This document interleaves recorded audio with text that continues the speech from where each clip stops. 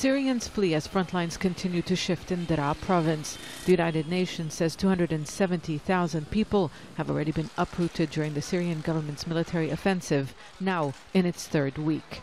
The remaining towns under opposition control are being battered by airstrikes and shelling, and the fear is an escalated military campaign now that talks collapsed. There is a military escalation to pressure the rebel factions to accept the Russian military's conditions to end the assault. Those conditions are humiliating for the opposition. They just want them to give up everything after years of sacrifices. They can't accept that. The opposition delegation involved in talks with the Russian military, which were mediated by Jordan, formally pulled out of negotiations. It's not clear if all rebel commanders support that decision, but those who have made separate deals are being called traitors. The representatives of a handful of towns have been signing so-called reconciliation deals with the government, or what amounts to a surrender. Syrian state television is showing people celebrating the return of government rule.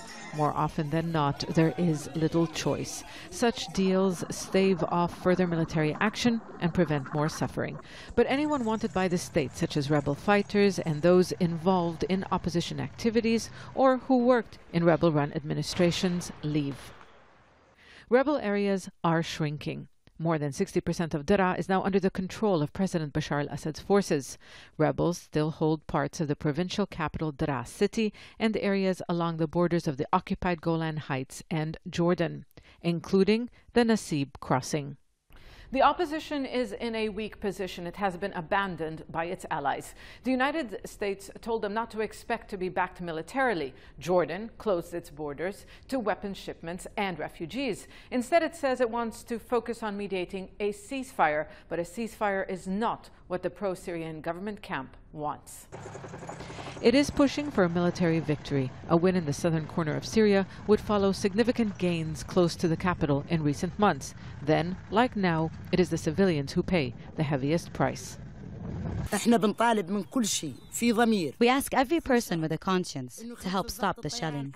Why are they shelling areas where there are children, helpless elderly, and sick people? The children are hungry and without food. We only brought tea and sugar with us. Please force this criminal to end the shelling.